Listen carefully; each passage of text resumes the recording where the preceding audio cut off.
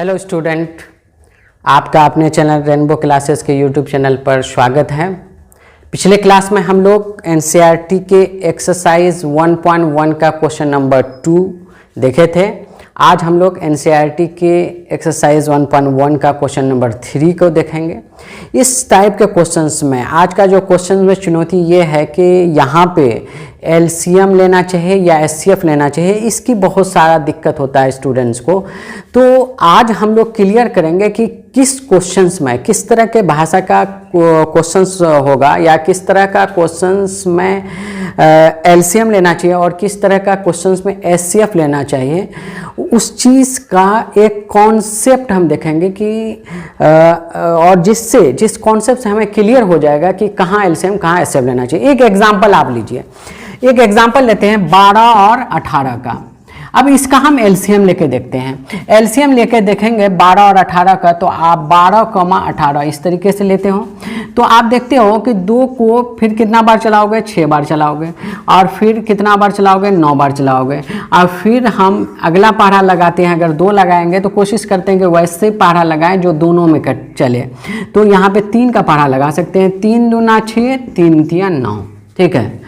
और इस प्रकार एलसीएम हो गया किसका, 12, 18 का हो जाएगा 2 गुना 3 गुना 2 गुना 3, ठीक है। 2 तिया 6, 6 दूना 12, 12 तिया 36, यानी 12 और 18 का एलसीएम आपको हो गया 36। अब हम एचसीएफ देखते हैं।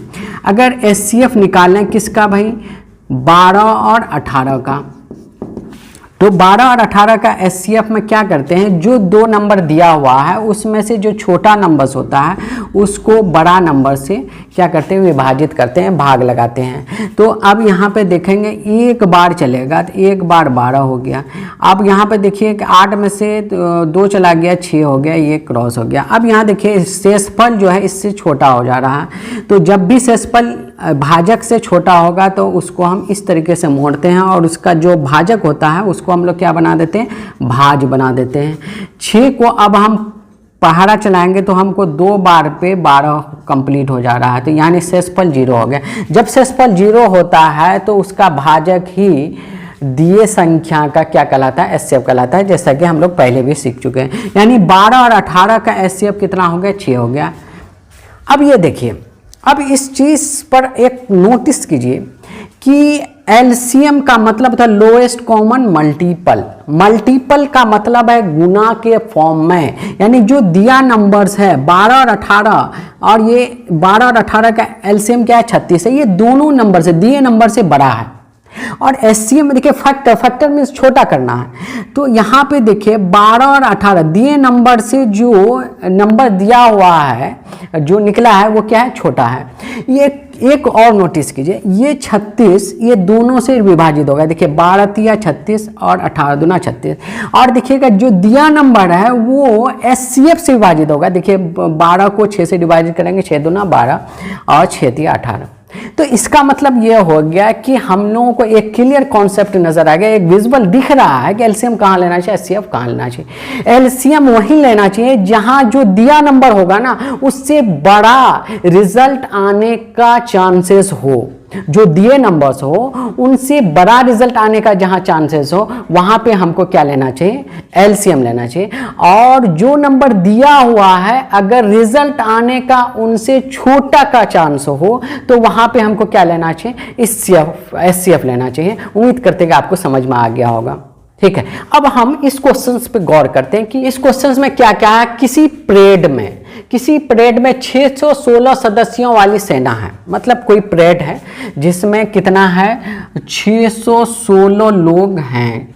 तो अगर हम बात करें तो यहाँ पे 616 सदस्य वाली हमारे पास 616 सदस्य वाली हमारे पास सेना का एक ट्रॉली है जिसमें कितने लोग हैं, 616 लोग हैं। और 32 सदस्यों वाले एक आर्मी बैंड के पीछे मार्च करना है। एक बैंड पार्टी है जिसमें बैंड पार्टी के जो बैंड पार्टी वाले जो हैं उसमें सदस्यों की संख्या कितना है, सदस्य की संख्या आपका कितना, 32 है। अब यहाँ पे एक क्वेश्चन ये कह रहा है कि दोनों समूहों में समान संख्या वाले स्तंभों में मार्च करना, उन स्तंभों की अधिकतम संख्या क्या होगी। अब यहाँ पे क्वेश्चन ये कह रहा है कि भाई 32 बैंड वाला है और 616 आपके आर्मी के लोग हैं, आपको इस प्रकार स्तंभ तैयार करना है, यानी कतार तैयार करना है, इस प्रकार कतार तैयार करना है कि इस प्रकार कतार तैयार करना है, इस प्रकार कतार तैयार करना है, इस प्रकार कतार तैयार करना है, इस प्रकार कतार तैयार करना है कि समान, सभी में अगर आर्मी का कैलकुलेशन हो तो समान लोग मिले, और सभी में अगर बैंड वाला कैलकुलेशन हो तो क्या समान हो। मतलब अगर मान ले 2 लोग अगर यहाँ पे एक स्तंभ में तो सब में 2 ही बैंड वाला होना चाहिए, और अगर 500 लोग अगर ये मान लो कि 45 लोग 75 लोग 80 लोग कुछ भी है, अगर कोई 80 लोग एक कतार में सेना का है तो सभी कतार में क्या होना 80 होना चाहिए। तो अब यहाँ पे अगर हम लोग घरेलू अगर तरीका इस्तेमाल करेंगे तो हमको बहुत टाइम लगाना होगा। पहले हमको क्या करना होगा, 2 कतार करना होगा, उसमें डिवाइड करके देखेंगे, देखिए नहीं कुछ तो बच गया, फिर 3 कतार में करेंगे, फिर 4 कतार में, इससे टाइम बहुत ज़्यादा हमारा वेस्ट हो सकता है। तो इसीलिए तो पढ़ाई का फायदा है। तो अगर हम एलसीएम एचसीएफ का सही एप्लीकेशन सीखे हुए हैं तो हम इजी वे में बता सकते हैं, अरे यार इतना कतार बना लो, काम खत्म है, आपका आंसर मिल गया। तो अब हम क्या करते हैं, यहाँ पे हमको कह रहा स्तंभ बनाना है, तो यहाँ पे दिया संख्या कितना 616 है और दिया संख्या क्या 32 है। तो ऑब्वियसली है दिए संख्या से वो दोनों, क्योंकि इन्हीं को डिवाइड करना है कतारों में, तो जो दिया हुआ संख्या उनसे छोटा ही होगा। तो जब छोटा ही होगा तो इसका मतलब हमको क्लियर विजुअल दिख रहा है, मूवी नजर आ रहा है, लग रहा है कि नहीं यहाँ पे क्या होगा एचसीएफ लगेगा। एचसीएफ लगाने के लिए हमारे पास कई तरीका है भाई। नॉर्मल जो हम लोग विभाजन विधि पढ़े थे बचपन में वो लगा सकते हैं, लेकिन क्यों हम क्लास 10th में क्यों नहीं हम यूक्लिड विभाजन एल्गोरिदम जो हमको पता क्यों नहीं हम उसको लगा के हम अप्लाई करें। अब हमारे पास मतलब यहाँ पे स्तंभों की अधिकतम संख्या निकालने के लिए स्तंभों की अधिकतम संख्या, अधिकतम संख्या जो होगा वो क्या होगा एचसीएफ ऑफ किसका 616 और क्या कहते हैं कि 32 का होगा, जो होगा वही उसका स्तंभ होगा। देखते हैं अगर हमको 616, हमने क्या कहा था बचपन में हम लोग सीखे थे कि जब भी आपको एचसीएफ निकालना है, यूक्लिड विभाजन लेमा लगाना है, तो छोटा नंबर्स को बड़ा नंबर से डिवाइड कीजिए। तो 32 को हम क्या करेंगे 616 से डिवाइड करेंगे। तो अब यहाँ पे देखते हैं कि कई बार चलेगा। अब एक बार 32 दूना 64 हो जाता है, तो एक बार तो चल रहा है, चलिए 32 कर लेते हैं।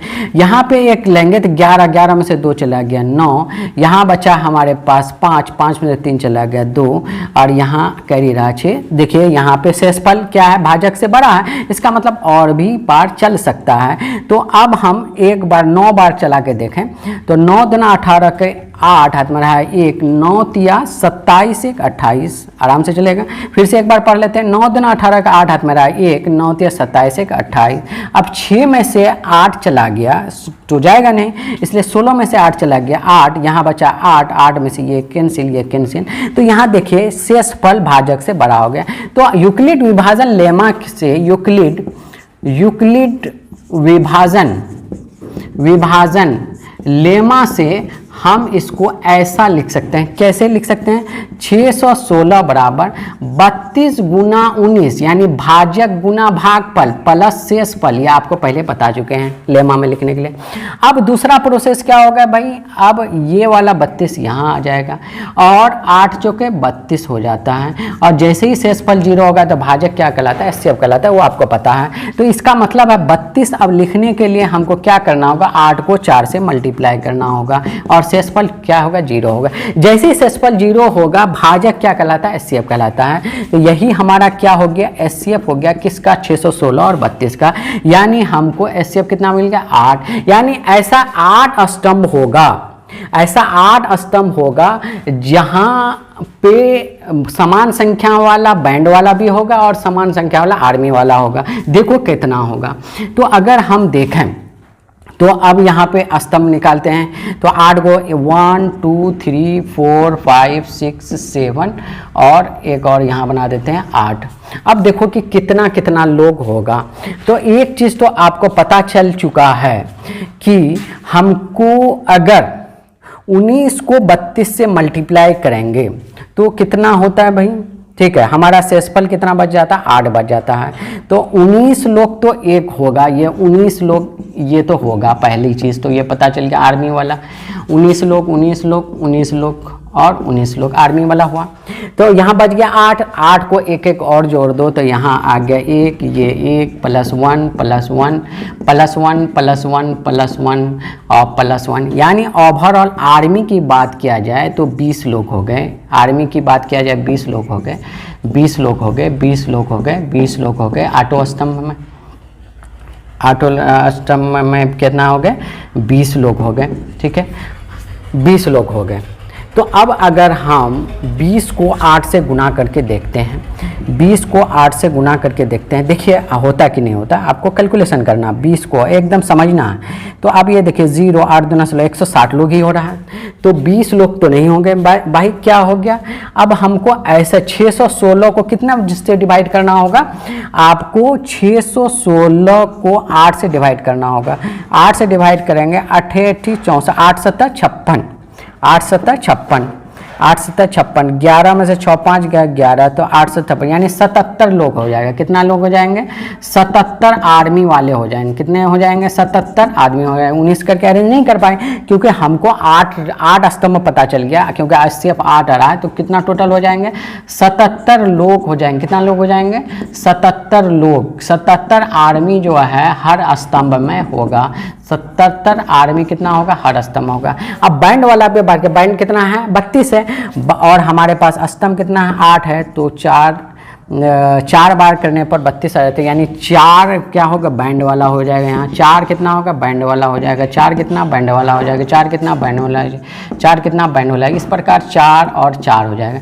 अगर हम कैलकुलेट करें तो 7 4 11, हाथ में रहा 1, 7 1 8, यानी 81 लोग एक स्तंभ पे खड़े होंगे, जिसमें 4 लोग क्या होगा, बैंड वाला होंगे, और 77 लोग क्या होगा, आर्मी वाला होगा। उम्मीद करते हैं कि आपको पूरी तरीके से कॉन्सेप्ट क्लियर होगा। इसी प्रकार हम लोग आगे भी कॉन्सेप्ट क्लियर करते जाएंगे। अगर किसी प्रकार का आपका डाउट रह गया तो कमेंट बॉक्स पे आप ज़रूर अपनी कन्फ्यूज़न को लिखिए, ताकि हम आगे के वीडियोज़ में उन कॉन्सेप्ट को क्लियर करके आगे बढ़ें। चलिए, ओके, बाय।